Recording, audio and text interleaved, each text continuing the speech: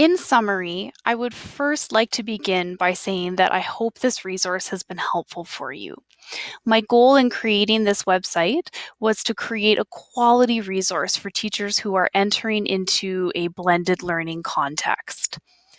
Though the experiences that have inspired this particular website are both coming from teaching in an outreach context and teaching in a blended learning context, it is important to recognize that blended learning is occurring in one form or another in the vast majority of, if not all of, our classrooms today.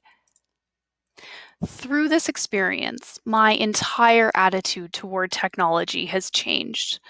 As I've built skills with the technology presented in this website and continued to learn from and collaborate with others, I have come to see technology as an exciting new world of possibilities.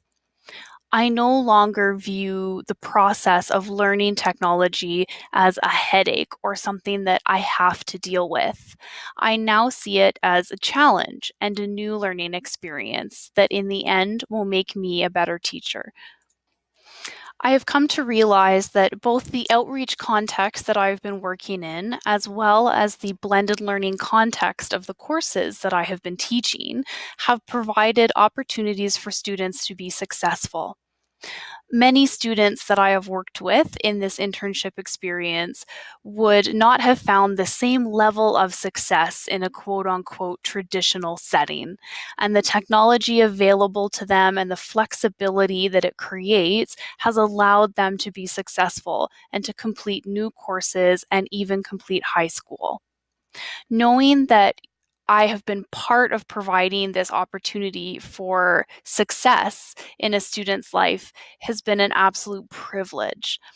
I would highly encourage you, if you have not yet done so, to contact an outreach school in your area and to ask to go out and visit them and see the technology that they're using and get to meet the teachers within the blended learning community. You will be truly inspired by the passion for teaching that these teachers have and the innovation that they have put into their work and the use of technology. In response to my inquiry question, I really don't have a specific answer for you. Building best practices is an exciting and complex process. Your best practices will constantly be changing as you learn, and this is the very nature of developing best practices. However, the most effective strategy that you can use for developing best practices is collaborating with others. Find teachers who inspire you. Find teachers who teach subjects other than the subjects that you teach. Find teachers who use technology in new ways. And find teachers who will give you honest feedback.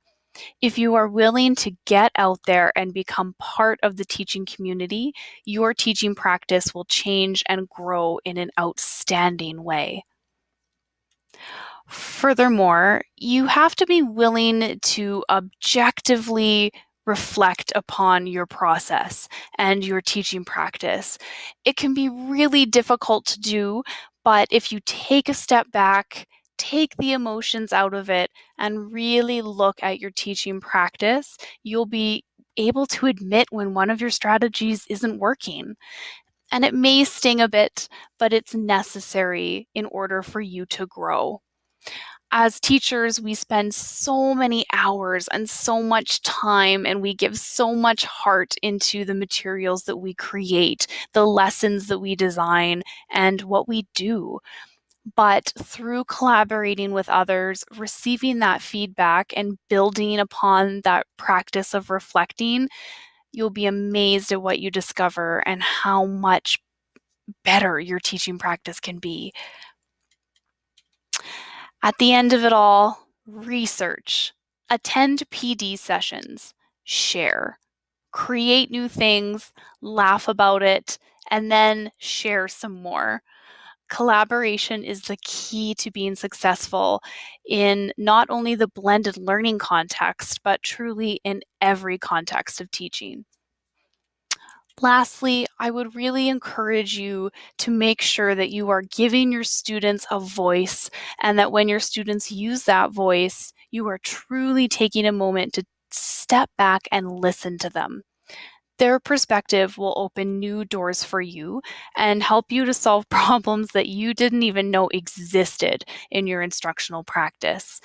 I have had instances, especially as I've been learning these new learning management systems such as Moodle and Google Classroom, where students have told me that there are problems in the course that I didn't even know could happen in the first place.